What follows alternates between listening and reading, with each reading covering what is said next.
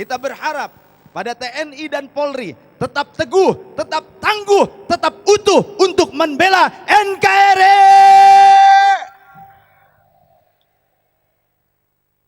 Bapak, siapapun Anda, dari suku manapun Anda, ketika masuk ke tubuh TNI dan Polri, Anda adalah bagian daripada NKRI. Maka perjuangan Anda merupakan jihad fisabilillah. Karena baginda Rasul sallallahu alaihi wasallam menyatakan, man qutila duna malihi fahuwa syahidun. Siapa orang yang terbunuh gugur membela hartanya saja. Ada orang dibegal, dia terbunuh membela hartanya, maka dia syahid wafatnya ketika dia seorang mukmin yang baik. Wa man qutila duna nafsihi fahuwa syahidun. Siapa orang yang terbunuh karena membela kehormatan dirinya, apalagi membela kehormatan bangsanya, fahuwa syahidun, maka dia syahid. Wa man qutila duna dihi fahuwa syahidun. Siapa orang yang gugur membela agamanya, Ansor, Banser, dan Watsar, Anda, Pagar Nusa dan yang lainnya, membela ulama, membela Ahlus Sunnah wal Jamaah, gugur, Anda syahid.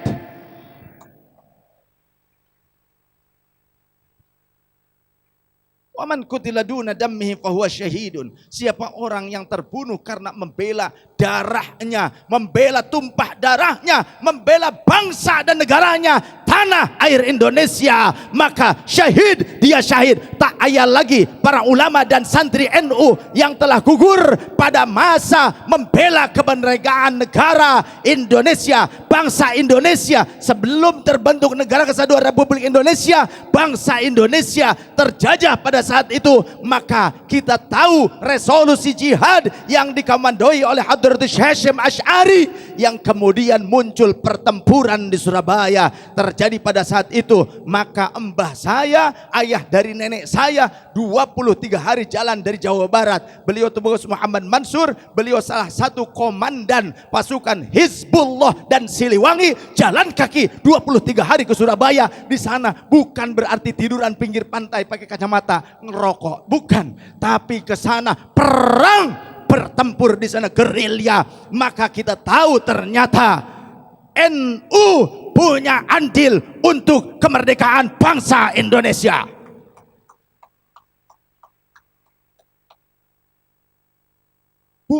Sallallahu ala Nabi Muhammad, Allahumma shalli wa sallim wa barik alaihi wa ala alihi. Bung Karno bilang, pada masaku perjuangan itu mudah karena yang aku lawan, yang kami lawan adalah orang asing. Tapi pada masa kalian perjuangan akan lebih berat. Karena apa? Karena kalian akan melawan pengkhianat-pengkhianat bangsa kalian. Kata Bung Karno begitu. Maka hati-hati. Relakah kita diadu domba? Relakah bangsa kita terkoyak? Relakah negeri kita akan terjadi peperangan antar saudara? Jangan biarkan Indonesia seperti Suriah. Ada orang yang berkata, oh jangan terlalu lebay lain sebagainya. Bukan lebay.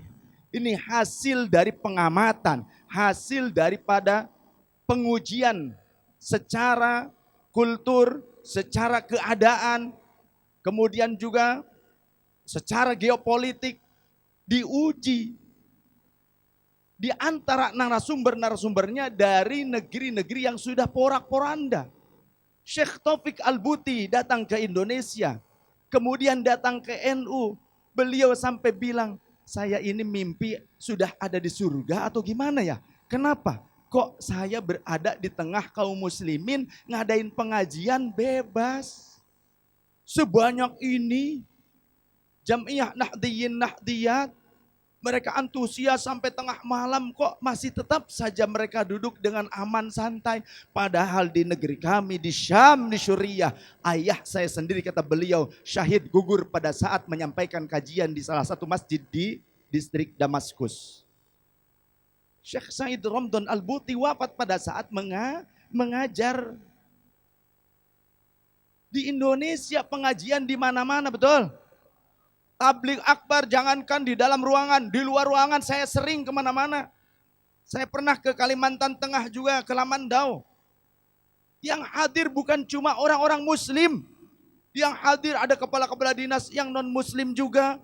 Ada ketua adat Kaharingan juga. Ada orang-orang Dayak. Banyak yang hadir dari kalangan saudara-saudara sebangsa setanah air yang non muslim.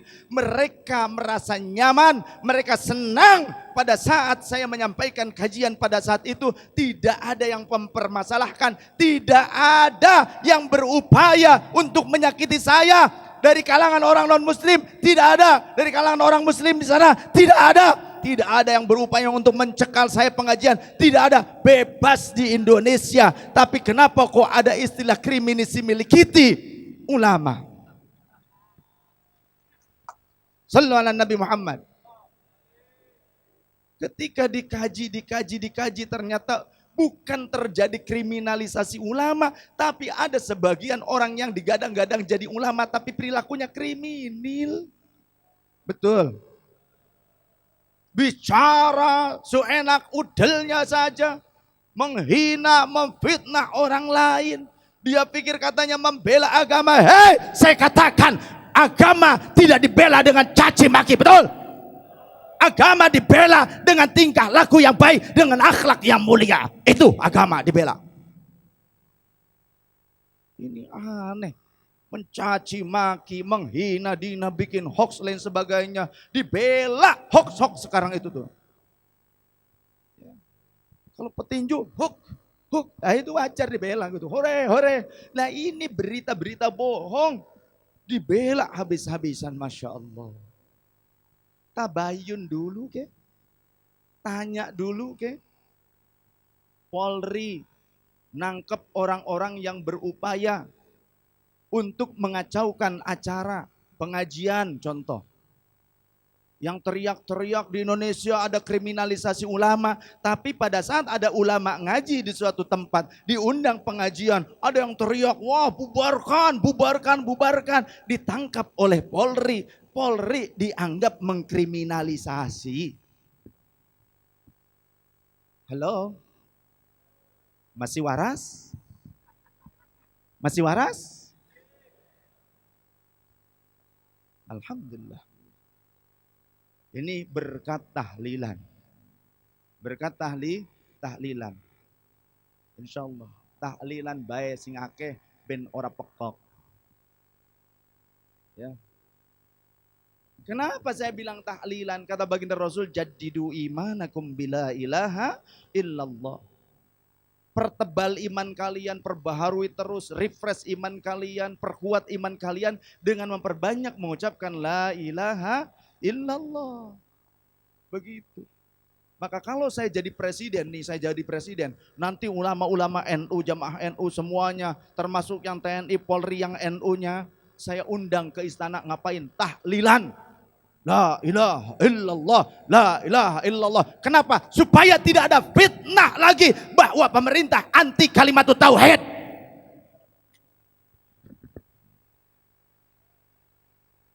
Makanya pilih saya jadi presiden. Cuma sayang KPU udah nutup soalnya. Ya kalau tidak saya ya para ulama yang lain yang senang tahlilan kan ada. Orang-orang yang senang tahlilan kan ada. Ada enggak? Ada tidak? Ada. Saya kurang update soalnya ini saya baru pulang dari luar negeri. Ya, mohon maaf begitu. Tapi saya meminta kepada seluruh warga negara, gunakan hak pilih Anda pada masanya, pada saatnya. Saya pun demikian, harusnya saya berangkat pada tanggal 17 April ke Turki bersama jamaah-jamaah ya untuk menziarahi guru kami juga di Siprus. Saya punya guru Mursyid Maulana Syekh Hisham Al-Qabbani, punya guru Maulana Syekh Nazim Al-Haqqani di Siprus. Kami tadinya juga mau berkunjung ke sana, mau ziarah ke sana, karena tanggal berapa kita melaksanakan Pilpres, tanggal berapa? Halo, tanggal berapa? 19? 17? Oh, berarti tanggal itu saya nggak boleh keluar negeri dong. Kenapa? Nanti saya nggak bisa menyalurkan hak pilih saya. Maka saya cancel acara saya demi bakti kami kepada nusa dan bangsa. Begitu. Sambil saya mikir barangkali aja nanti Pak Kapolres ngajak saya. Alhamdulillah. Alhamdulillah. Berkat membela NU. Saya tidak tercatat sebagai pengurus NU. Ubek-ubek data base NU, apakah saya tercatat sebagai pengurus NU? Lihat. Kalau ada orang, yo pantesan ini mah pengurus NU katanya GNU lain sebagainya. Kalau secara struktural saya tercatat sebagai pengurus NU, lihat, buktikan kepada saya. Mana? Jangankan sebagai pengurus NU, organisasi NU secara struktural di database nomor saya sebagai anggota NU, barangkali saya punya kartanu, cek. Saya tidak tercatat sebagai anggota tetap NU, tapi saya akan bela NU sampai mati. Saya cinta NU dan jiwa saya NU. Walau bukan pengurus, gak punya kartanu, tapi wayahnya NU dan para ulama Ahlus Sunnah wal Jamaah dicaci maki, pantrang mundur buat saya. Yang menurut informasi saat ini kedatangan saya kemarin juga ada orang yang berupaya untuk mencekal lain sebagainya. Wah, kalang kabut istri saya. Begini begitu dan sebagainya di media sosial. Saya sudah terbiasa diancam akan dipenggal kepala. Oleh siapa? Orang Islam yang mengancam saya. Saya diancam akan diinjak leher saya. Oleh siapa? Orang Islam. Bahkan satu keturunan dengan saya. Dzurriyyah juga. Tapi ketika saya sudah dijadwalkan ngaji, untuk saya mati di tempat pengajian lebih mulia dibandingkan saya harus bersembunyi di bawah kasur yang empuk. Ya, saya bukan asli Kalimantan. Saya punya guru asli Kalimantan, putra Mampawah, Gusti Muhammad Toha bin Gusti Haidir. Beliau salah satu dalam sejarah yang mempersatukan Kalimantan dengan NKRI pada masa Kiai Haji Idam Khalid. Wafat di Karawang. Disebut Ahmad Tengku Toha karena ketika belajar di Aceh beliau mendapatkan gelar Tengku. Mursyid, Thariqah, Samaniyah, Anfasiyah. Beliau punya paman Syekh Ahmad. Mengajar di Masjidil Haram, salah satu guru dari eyang saya. Jadi ada keterkaitan. Ketika Kalimantan pada saat itu, sebagian tokoh-tokoh Kalimantan, Dayak lain sebagainya tidak mau ikut dengan NKRI, maka Pak Idam Khalid bicara kepada Bung Karno, Pak, saya punya orang tua, beliau putra Mempawah, masih putra kerajaan Mempawah. Mempawah itu kalau tidak salah adik kakak dengan Sambas ya. Beliau sangat dihormati oleh tokoh-tokoh Dayak. Coba kita silaturahim, datang ke Sadamalun, ke Karawang. Dikawal tentara. Kemudian disampaikan tujuan Pak Karno kepada beliau. Kata Ahmad Toha, baik begini, saya akan mengutus keluarga saya untuk menyampaikan pesan kepada raja di sana. Supaya mereka bisa bersama-sama kita bergabung dalam Indonesia. Tapi nanti kita harus ke sana. Setelah nanti ada pesan balik dari utusan, kita harus ke sana dengan membawa tembakau dan juga garam. Kata Bung Karno, gampang. Gampang ama itu mah. Saya bisa perintahkan nanti staf saya untuk mempersiapkan berapa truk, pakai truk tentara pada saat itu. Sudah ada balasan akhirnya, keluarganya sudah pulang kembali ke Karawang menyampaikan, baik, raja di sana sangat menghormati Abah. Abah diminta untuk datang ke sana bersama Presiden Republik Indonesia. Akhirnya bawa tuh tentara sekian banyak, kemudian juga, tapi bukan untuk perang, tanpa memerangi. Datang justru membawa hadiah apa? Tembakau udude. Pakai kol-kolah, udude.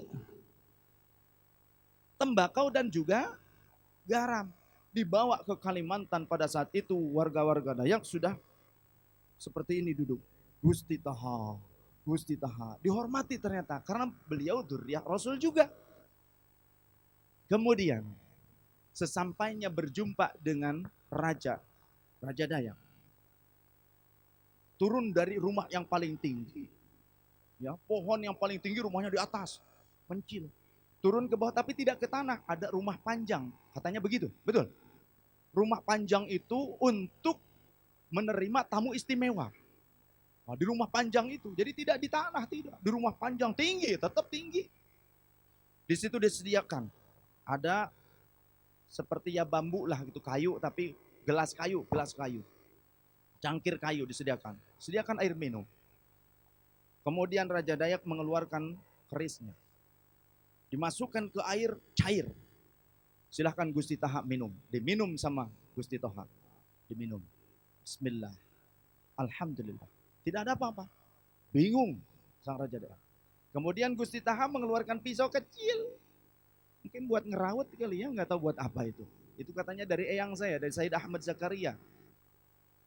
Ya, seorang pengajar di Masjidil Haram eyang saya, ayah dari kakek saya.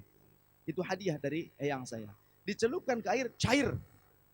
Silahkan tuan minum. Diminum sama raja, diminum nongol di sini sedikit.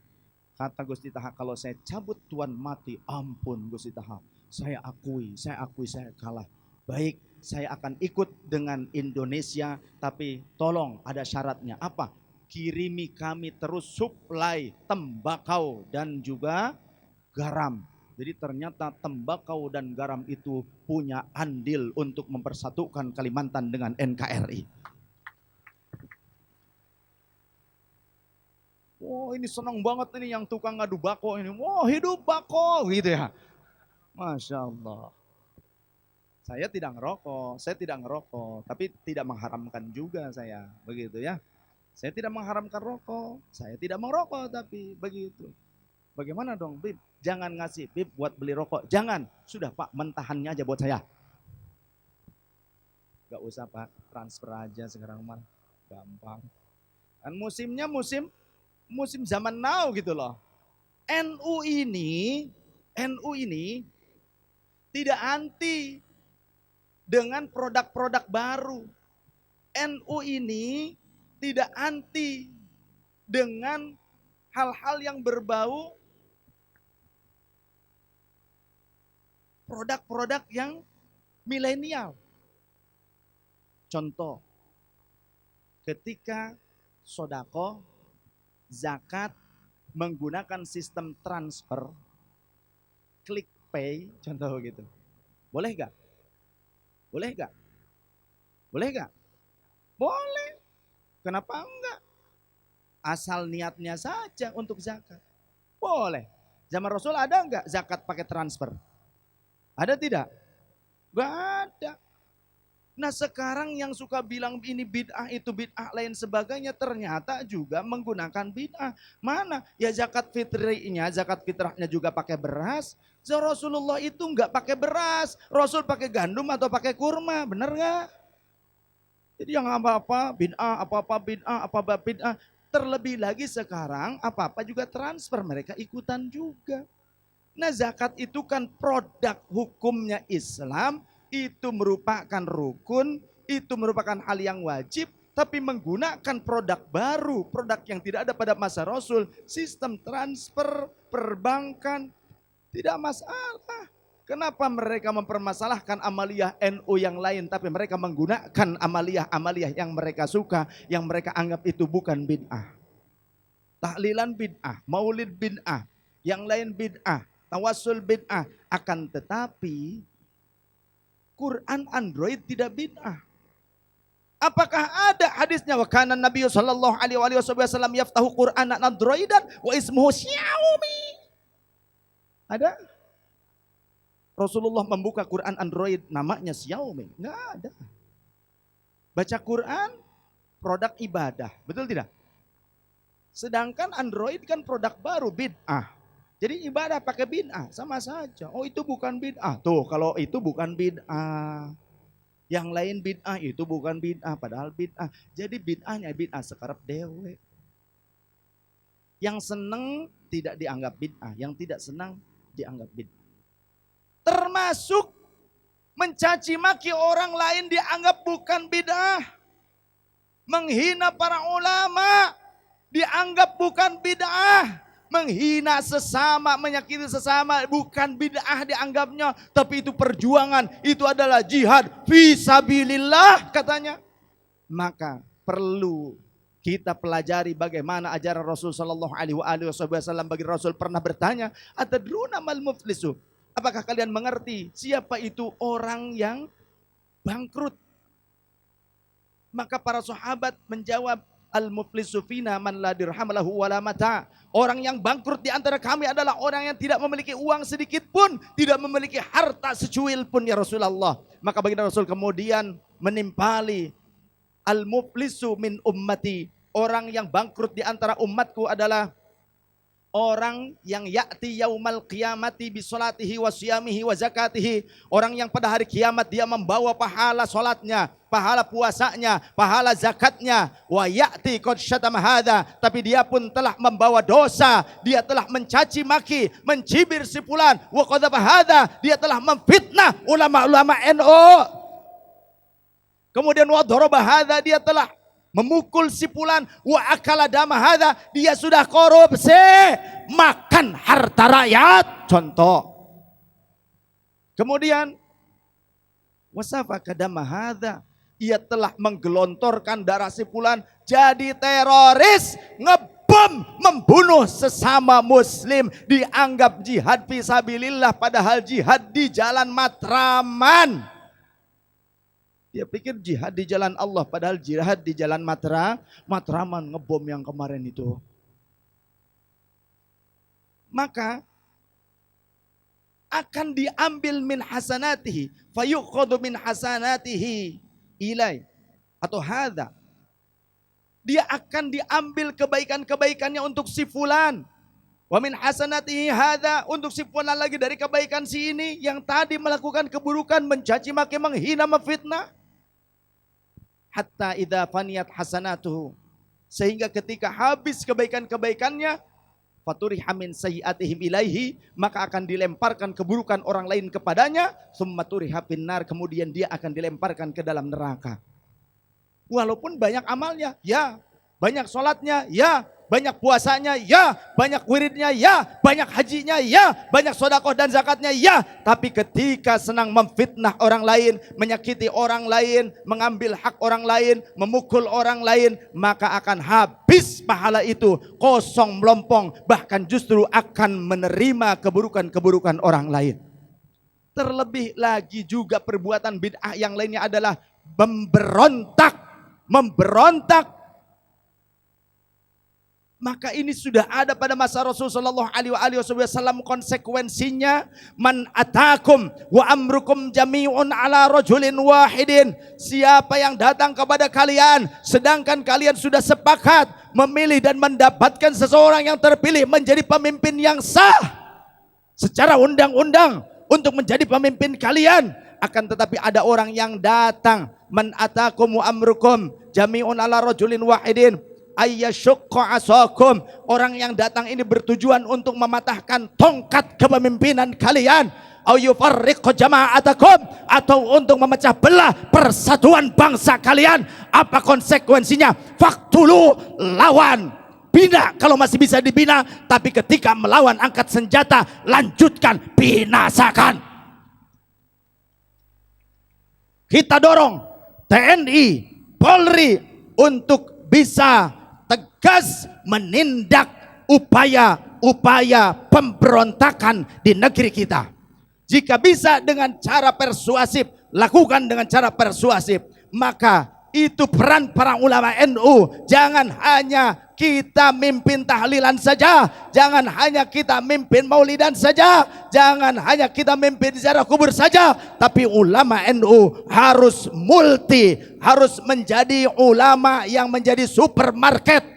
Bukan hanya wiridan yang ia bisa pimpin, tapi masalah ilmiah tidak akan kalah. Jadilah ulama NU yang terdepan.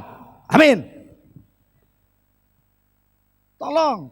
Jadi pada saat kalau tahlilan jangan cukup tahlilan, banyakin juga setelah tahlilan, kaji, sampaikan kepada jamaah tentang dalil-dalil tahlilannya. Ketika maulidan, jangan hanya membaca kitab maulidnya saja, itu bagus, tapi sampaikan dalil-dalil penguat tentang amaliyah maulidan tersebut. Setiap amaliyah di tubuh NU tentu ada dasar hukumnya, karena NU bukan kumpulan orang-orang bodoh, di NU itu kumpulan para ulama, dan ulamanya otentik, U-nya beneran, ulama. Karena NU Nahdlatul Ulama, tapi saat ini banyak orang yang digadang-gadang jadi ulama, ngakunya ulama, padahal baru apa? Baru tukang debus digadang-gadang jadi ulama, ngomongnya yang ngaco. Betul? Benul. Jawabannya benul. Apa itu benul? Benar dan betul. Sallallahu alaihi Nabi Muhammad. Ulama NU ini kalem-kalem, tapi kalemnya ini Masya Allah. Sekali gibas, brojol anak satu. Karena NU ini, para kiai NU nih lihat tuh, sarungan-sarungan atau pakai gamis. Kenapa? Ini menandakan demokrasi. Tidak ada tekanan kepada warga tubuhnya. Betul? Betul? Makanya ada slogan, yuk kita gondelan dengan isi sarungnya Kiai NU. Bukan isinya tapi sarungnya. Masya Allah. Sallallahu alaihi Nabi Muhammad. Pak Yai ada? Coba diperiksa. Masya Allah. Kiai NU itu diam-diam Masya Allah. Yang memukul bukan Kiai. Kalau Kiai NU disakiti, yang memukul bukan Kiai. Siapa? Para malaikat. Mereka tinggal baca, wa ma ramaita idh ramaita walakinnallaha rama waliyubliyal mu'minina minhu bala'an hasana summum bukmun umyun fahum la yafqahun summum bukmun umyun fahum la yubsirun summum bukmun umyun fahum la yatakallamun summum bukmun umyun fahum la yatadakkarun. Wah, mereka tinggal bicara seperti itu, minta sama Allah, Allah yang akan melemparkan panah-panah yang akan menusuk jiwa-jiwa orang yang memfitnah para ulama NU. Buktikan kalau memang mau stres. Gak ngandel sih. Sahabat-sahabat yang dirahmati Allah, para guru sekalian yang dirahmati Allah Subhanahu wa taala. Kita beruntung di Indonesia ada Nahdlatul Ulama.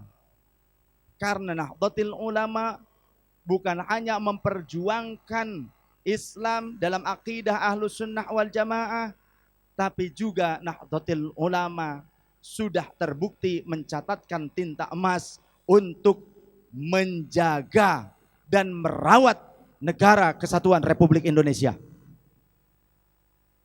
Sallallahu alaihi Nabi Muhammad. Masya Allah. Apalagi? Saya kasihan sama Banser. Waktu Banser dicaci maki, dihina, difitnah, disebut sebagai wah anjingnya, kafir lah, apalah lain sebagainya. Saya ingin cerita sedikit. Ada teman non muslim protes. Saudaraku, kenapa sih orang muslim tuh sering kali nyebut kita nih, kami ini yang non muslim sebagai kafir. Kami itu tersungging tahu begitu. Kata mereka, kebetulan saya bertetangga dengan non muslim. Saya bagi-bagi tembok. Jadi temboknya nempel. Dindingnya nempel. Dinding rumah kami nempel nih. Saya dengan tetangga saya. Dulu waktu saya belum punya majelis, masih ada di rumah, belum misah. Di rumah sampai ke jalan-jalan, pasang layar, tancap begitu ya. Sound system, gelar, terpal, karpet. Beliau itu bantuin. Tahu saya itu guru ngaji, pada saat ngaji sudah ngebludak jamaah, selalu sampai ngeblokir jalan karena perintah dari Pak Lurah, dialihkan jalannya Bib katanya. Boleh, kata Pak Kepala Desa. Beliau malah bantuin saya. Gelar terpal, gelar karpet. Saya bilangnya enggak, wahai kafir terima kasih ya. Enggak. Saya nggak bilang begitu. Saya bilang, Om, terima kasih ya Om. Oh ya, nggak apa-apa Pak De, katanya begitu. Kenapa saya dibilang Pak De? Saya sudah punya cucu 2 Pak. Ya, saya sudah punya cucu 2, yang satu 4 tahun, yang ada satu 6 bulan. Saya ini udah jadi kakek, tapi kakek masih ganteng. Gak ada yang bilang ganteng, termasuk istri saya juga nggak bilang saya ganteng. Udahlah, bilang sendiri aja. Daripada saya pingsan di sini nanti. Ketika tetangga saya ini mengadakan misa lah di rumahnya, mengadakan kebaktian di rumahnya, banyak jemaat-jemaat dari gerejanya itu, teman-teman gerejanya datang. Mobil, motor banyak banget.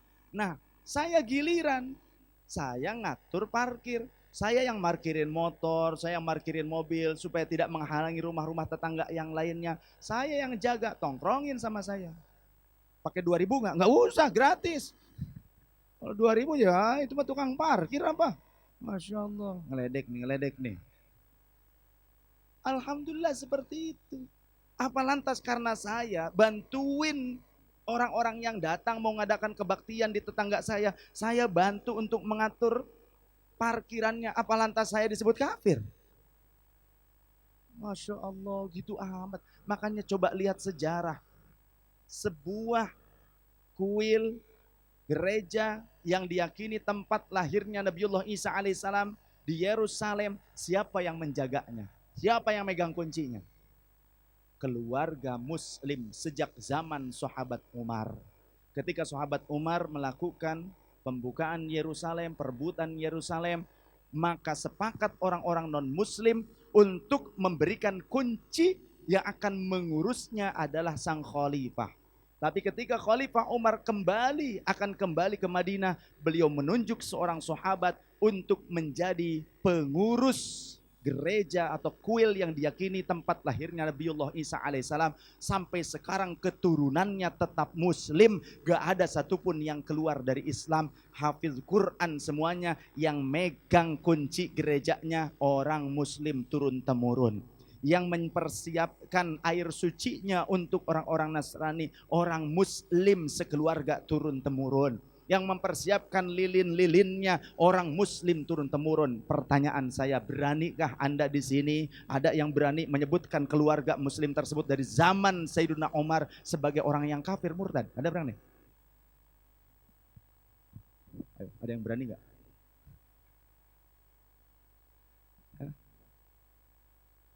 Jangan begitulah. Jadi baru saja banser, jaga gereja, jaga ini lain sebagainya, pura lain sebagainya, langsung dikatakan sebagai kafir lah, apalah lain sebagainya. Makanya jas merah kata Bung Karno, jangan sekali-kali lupakan sejarah. Piknik piknik. Sallallahu alaihi Nabi Muhammad. Di Turki itu ada gereja Hagia Sophia, kemudian jadi masjid. Ketika jadi masjid, apakah relief kebiasaan Nasrani itu hilang? Tidak. Gambar Bunda Maria ada, gambar Yesusnya ada, gambar salib ada, tapi lafaz Allah kaligrafi dibuat, lafaz kaligrafi Nabi Muhammad, Abu Bakar, Omar, Utsman, Ali, kemudian Quran kaligrafinya banyak. Itu jadi masjid. Tapi karena seringkali ketika terjadi gempa atau lain sebagainya, banyak relief yang terbuat dari batu tersebut berjatuhan, khawatir itu akan mengenai jamaah, maka kini hanya dijadikan sebagai museum saja. Sultan Ahmed pada saat itu kemudian membuat masjid di samping kanannya, tapi hanya terhalang oleh taman. Dibuatkan masjid. Yang anehnya lagi, kalau sekarang adzan itu saut-sautan. Di sini Allahu Akbar, Allahu Akbar. Kemudian gantian di sini Allahu Akbar, Allahu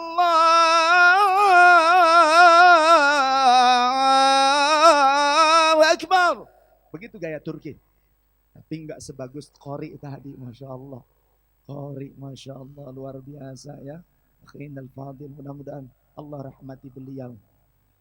Mudah-mudahan saya bisa ngaji kepada beliau tadi, Qori itu, Masya Allah. Saya pernah melihat itu di video ketika beliau bersama Habib Syekh. Kata saya, ini kayaknya kenal deh begitu. Masya Allah. Mana? Ada? Oh, sudah pulang. Masya Allah. Saya senang kerasan di sini. Coba kalau di Indonesia ya begitu. Adzan saut-sautan, di sini sekali, sono sekali. Ya, asyhadu an la ilaha illallah. Sebelah sana. Asyhadu an la ilaha illallah.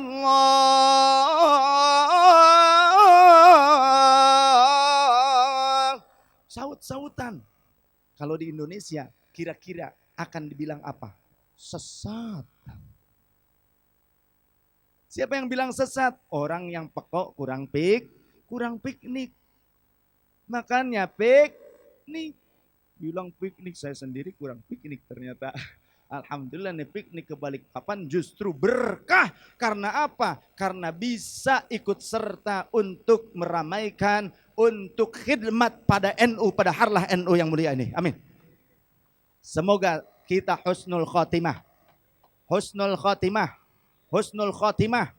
Karena doanya Hadratus Syekh Hasyim Asy'ari, siapa orang yang mau merawat NU, ngopenin NU, maka aku angkat dia sebagai santriku dan aku doakan ia husnul khotimah seanak turunannya.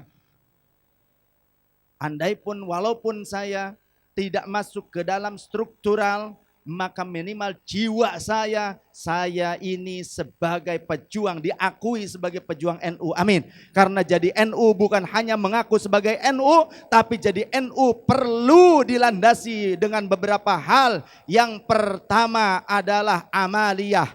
Amaliyahnya NU, ya banyak yang amaliyahnya NU di luar tapi ternyata mencibir NU, belum dikatakan NU jika hanya baru amaliyahnya saja. Yang keduanya fikrah. Pemikirannya juga harus ala NU. Jadi NU tidak cukup hanya amaliyahnya saja, tapi fikrahnya, pemikirannya juga harus ala NU. Apa fikrahnya NU? Yang pertama adalah tasamuh.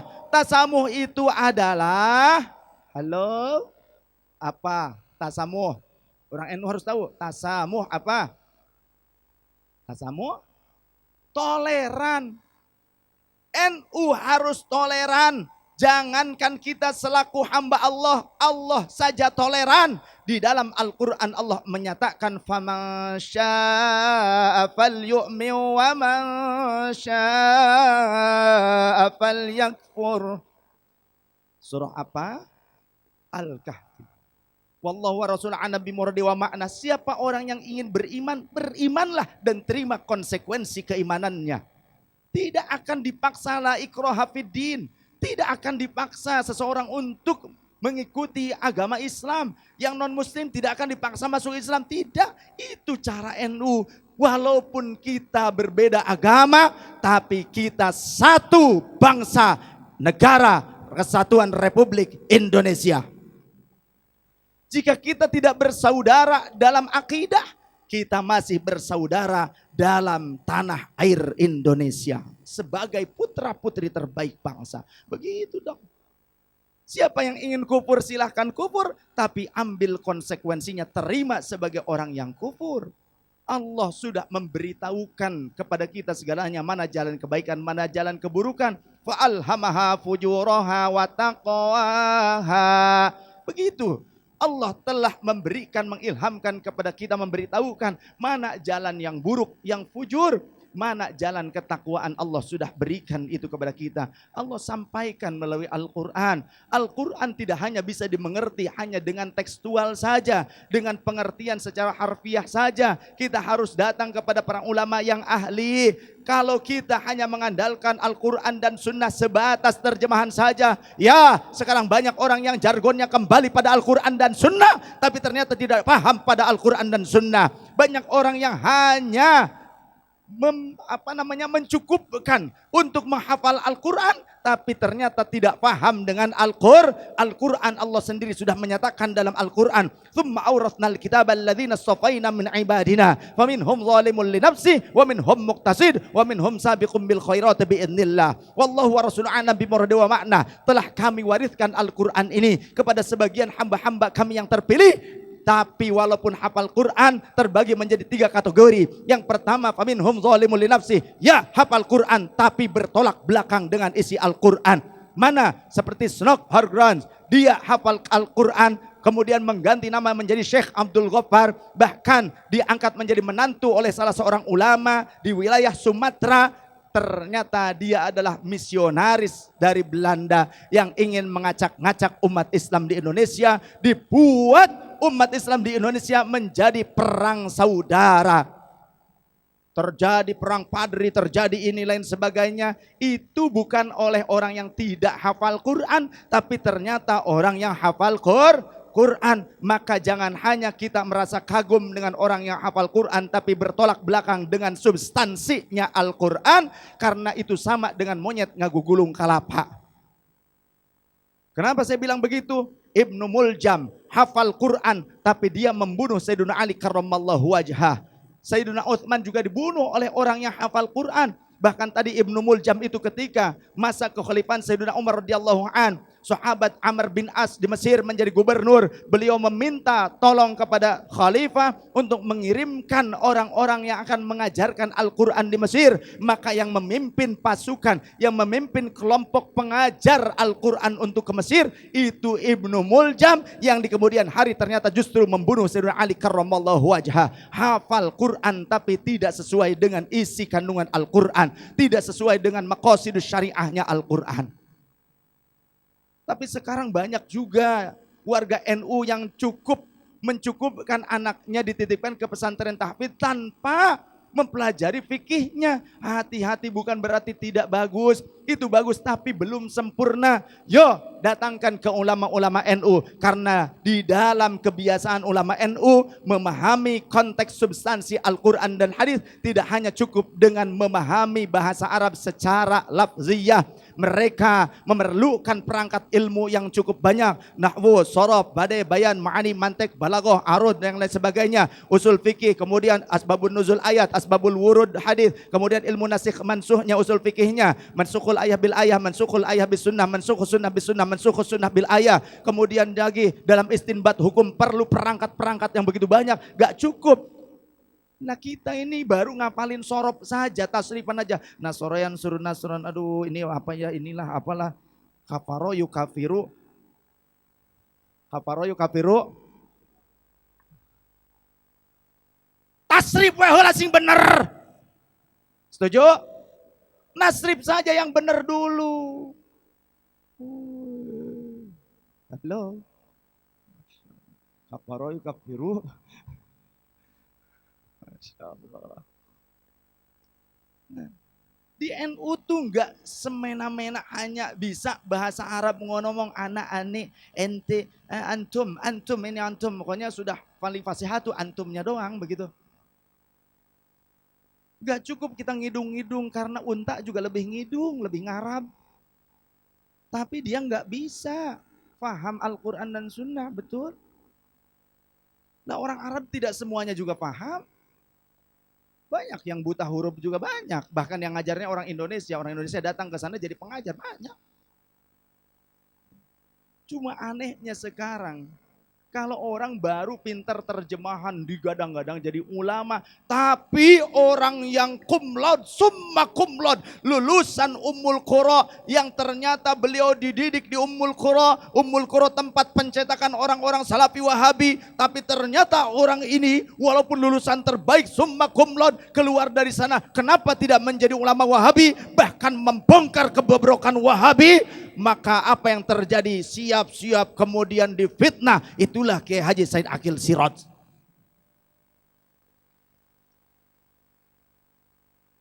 Jadi kalau zaman akhir itu kalau orang alim difitnah, tapi kalau orang pekok dibela. Jadi ulama, padahal baru depannya si U-nya sama, imamahnya sama, gamisnya sama, pakai jubah sama, tongkatnya 2 meter. Tukang bendera, la ilaha illallah, Allahu Akbar. Zikir ba'da sholat jahar berjamaah dianggap bid'ah, tapi zikir berjamaah jahar saat demo dianggap sunnah. Seperti itu kan? Masya Allah. Ini yang patut kita perhatikan. Yuk jangan cukupkan kita hanya dengan seremonial saja.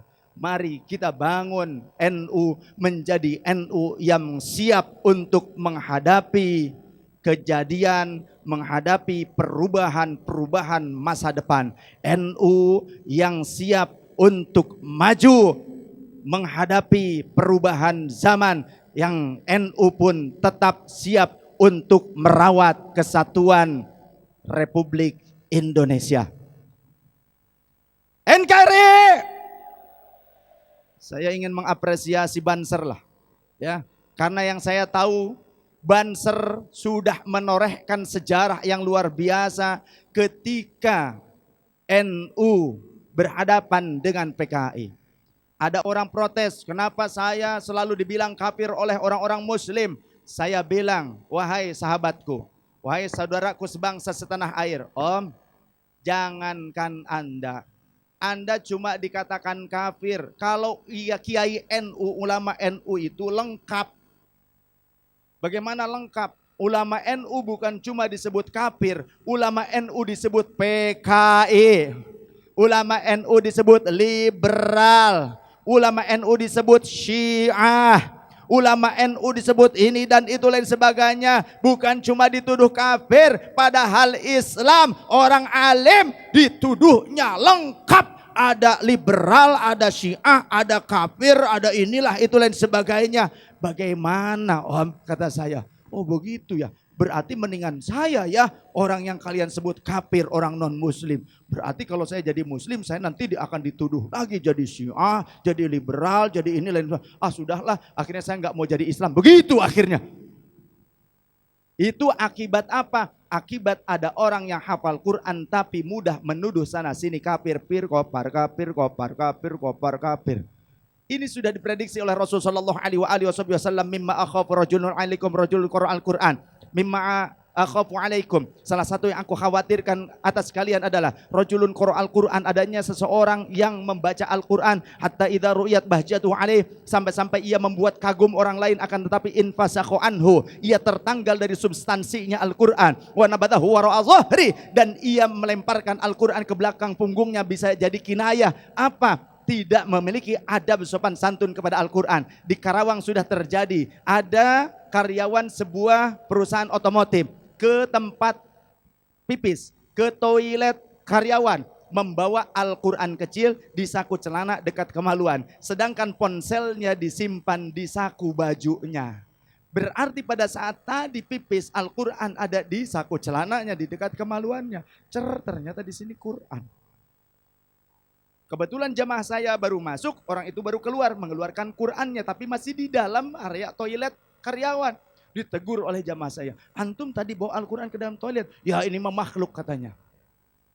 Padahal yang kita tahu orang ini mengikuti manhajnya Imam Ahmad bin Hambal, pengakuannya. Sangat kagum dengan Imam Ahmad bin Hambal. Apakah Anda tidak pernah membaca sejarah di mana Imam Ahmad bin Hambal ditangkap oleh penguasa pada saat itu, disiksa karena beliau tetap teguh berpedoman, akidahnya tidak berubah bahwa Al-Quran kalamullah, bukan makhluk. Kalamullah itu adalah sifatnya Allah, dan sifatnya Allah tidak akan pernah lepas dengan zatnya Allah subhanahu wa ta'ala. Tidak bisa dipisahkan.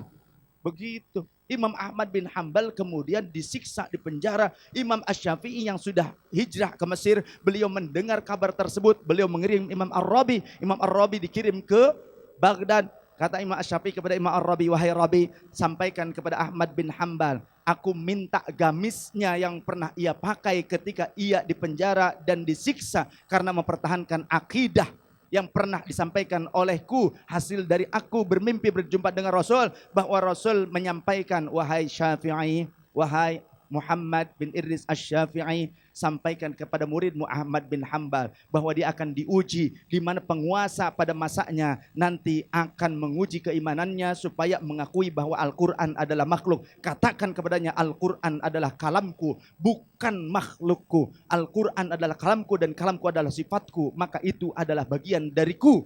Maka jangan sampai ia keluar daripada i'tiqad itu. Disampaikan sempat oleh Imam Asy-Syafi'i kepada Imam Ahmad bin Hambal, ternyata benar terjadi. Ketika disampaikan oleh Imam Ar-Rabi apa yang diminta oleh Imam Asy-Syafi'i, dimintalah gamis bekas Imam Ahmad dibawa ke Mesir oleh Imam Asy-Syafi'i, dicelupkan ke air, diperut, diminum air bekas cucian gamis Imam Ahmad bin Hambal. Sebagaimana juga Imam Ahmad bin Hambal pernah meminum air bekas celupan gamisnya Imam Asy-Syafi'i. Ada di dalam kitab Manaqib Imam Asy-Syafi'i, karya Imam Baihaqi, 2 jilid banyaknya. Tuh ada. Jadi apa-apa jangan syirik lain sebagainya. Tapi ada orang yang sampai bacaan Qur'annya membuat orang lain itu terkagum-kagum, akan tetapi tidak punya adab terhadap Al-Quran. Wasa'a ala jarih bisayfi, ia akan datang kepada tetangga-tetangganya dengan membawa pedang, senjata. Apa senjatanya? Waromahu bisyirki, ia akan melemparkan tuduhan-tuduhan syirik. Jadi senjatanya itu apa-apa syirik. Apa-apa syirik. Begitu. Maka para sahabat bertanya, ayyuhuma aula bisyirki, siapa yang lebih pantas disebut syirik? Al-murma awir romi, yang dituduh apa yang menuduh? Faqala baginda Rasul menjawab, ar-romi, yang menuduh lebih pantas disebut syirik. Kita berikan apresiasi kepada Banser. Izinkan ayah, izinkan ibu, izinkan kami pergi berjuang di bawah kibaran bendera NU. Majulah ayo maju serba serbu, tidak kembali pulang sebelum kita yang menang. Walau darah menetes di medan perang demi agama, ku rela berkorban. Maju ayo terus maju. Singkirkan dia, kikislah habis mereka. Musuh agama dan ulama, wahai barisan Ansor serbaguna, di mana engkau berada?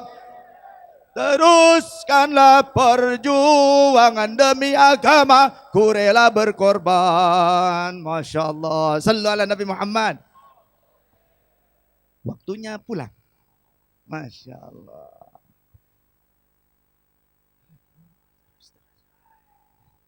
Biasanya ada sesi tanya jawab, tapi dipesan pada malam ini tidak ada sesi tanya jawab. Yang mau bertanya silahkan masukkan ke kolom komentar di akun YouTube kami di Ahbabur Rasul Indonesia atau Ahbabur Rasul TV. Silahkan di subscribe, pencet tombol tulisan subscribe warna merah, artinya berlangganan. Sebagaimana ibu-ibu juga suka subscribe ke warung. Dan jangan lupa nyalakan loncengnya supaya ada notifikasi di setiap hari. Kajian-kajian ilmiah Ahlus Sunnah wal Jamaah komprehensif kita kemukakan di situ. Alhamdulillah, jangan lupa jempolnya. Masya Allah, ini kreatornya ini. Masya Allah. Kalau saya mengaji sajalah. Nah ini kreator ngikut kemana-mana dari Ahbabur Rasul TV. Terima kasih Mas Muntoha. Semoga beliau padahal kerja di Pemda. Beliau tim IT-nya Pemda Karawang. Akan tapi beliau senantiasa ikut bersama kami. Ya alhamdulillah, mudah-mudahan jodohnya juga adalah muharrik NU, muharrikah NU. Amin. Pejuang NU nanti. Wah, Mas, lihat ke sana dah. Lihat sana. Tuh masih banyak. Ah, banyak gadis tahun 45 tuh nungguin. Gadis tahun 45, Masya Allah. Bapak dan Ibu yang dirahmati Allah Subhanahu wa Ta'ala, tidak bijak jika saya terlalu lama. Saya sebetulnya sangat rindu, sangat senang datang kemari. Tidak ada la khaufun 'alaihim wa lahum yahzanun, tidak ada rasa takut, tidak ada rasa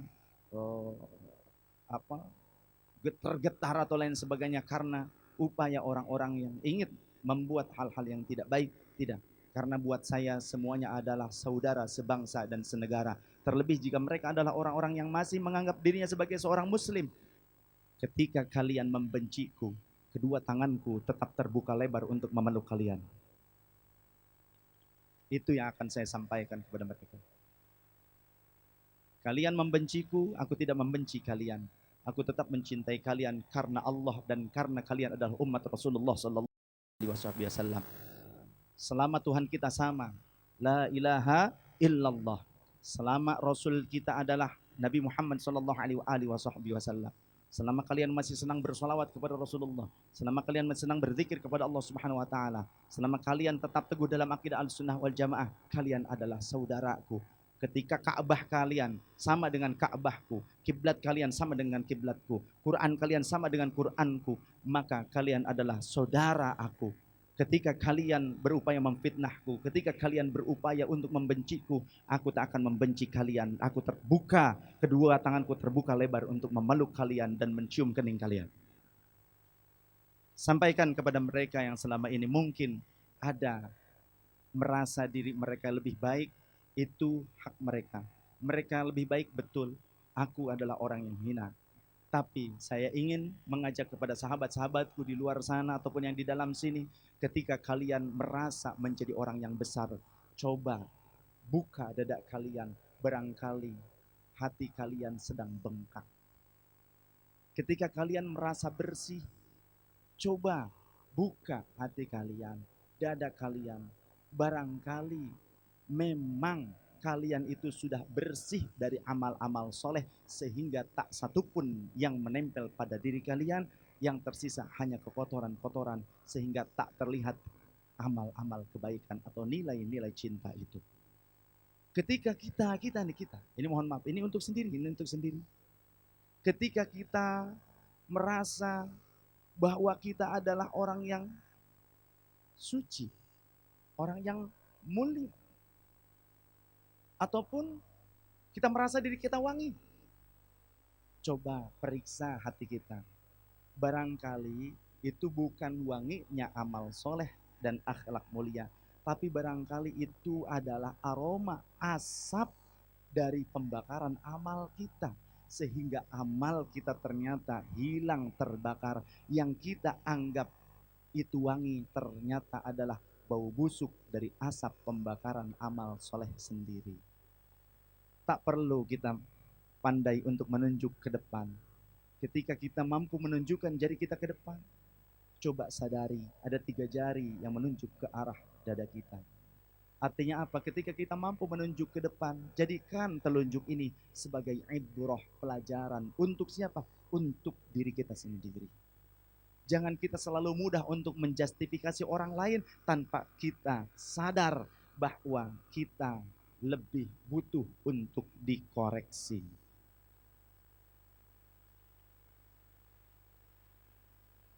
Ada filosofi satu lagi dari jari jempol yang kita telah lupakan. Apa? Jempol kita ketika menunjuk ke sana, jempol kita mengarah ke arah tanah. Sadarlah, kita terbuat dari saripat tanah. Kita akan kembali ke tanah. Pujianmu, hartamu, jabatanmu, kemuliaanmu tak akan pernah merasa dirimu cukup, tak akan pernah membuatmu cukup untuk memilikinya sebelum tanah memenuhi mulutmu. Subhanallah, walhamdulillah, wala ilaha illallah, wallahu akbar, wala hawla wala quwata illa billahil aliyil azim. Kita mohon kepada Allah. Nanti untuk doa berikutnya oleh guru-guru yang lain, saya hanya sekilas saja mengajak, yuk kita doakan NU dan para muharrik NU supaya tetap teguh. Karena menjadi NU tidak hanya sebatas amaliyah, tapi juga harus fikrahnya, pemikirannya. Pemikiran NU adalah satu tadi, tasamuh, toleran. Yang kedua, tawazun, berimbang.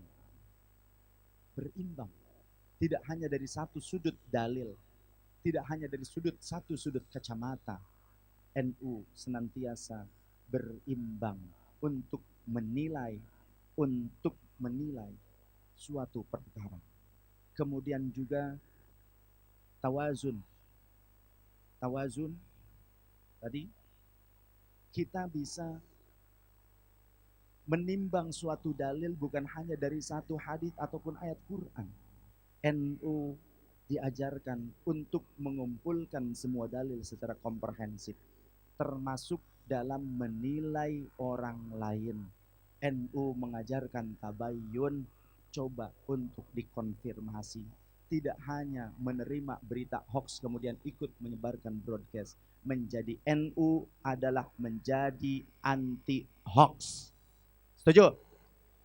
Setuju? Kemudian tasamuh, kemudian tawazun, kemudian tawasud, pertengahan. Khairul umur awsatuha.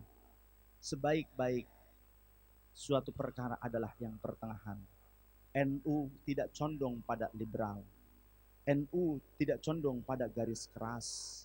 NU senantiasa ketat untuk pengambilan hukum, tapi NU lembut dan loyal untuk pengamalan di tengah-tengah masyarakat.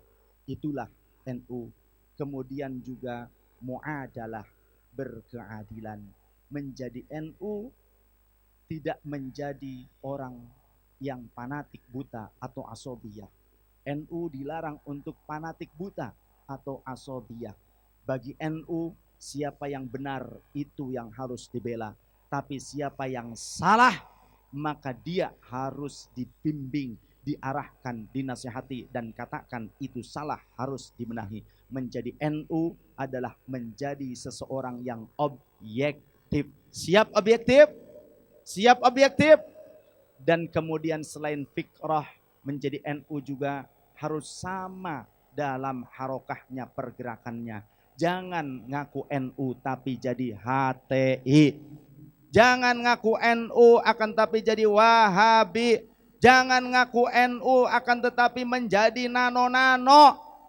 Tetaplah teguh menjadi NU-nya Mbah Hasyim Asy'ari dan NU yang satu dalam komando Rois kita, dalam satu komando pimpinan kita. NU tidak terbagi, NU satu komando. Menjadi NU yang terakhir juga harus sama ghirohnya, semangatnya, semangat ke-NU-an. Jangan sampai menjadi NU tapi semangatnya semangat kewahabian ataupun semangat liberalisasi atau semangat yang lainnya. Menjadi NU harus sama semangatnya dengan semangat NU. Maka jangan sampai menjadi NU akan tetapi menghina para muharrik pejuang NU. Selamat Harlah NU Nahdlatul Ulama yang ke-93. Semoga NU tetap jaya. Siapa kita? NKRI Pancasila. Siapa kita? Pancasila. NKRI. Subhanakallahumma bihamdika asyhadu an la ilaha illa anta nastaghfiruka wa natubu ilaik. Mohon maaf lahir dan batin, wallahul muwaffiq ila aqwamit thoriq. Wassalamualaikum warahmatullahi wabarakatuh. Waalaikumsalam warahmatullahi wabarakatuh.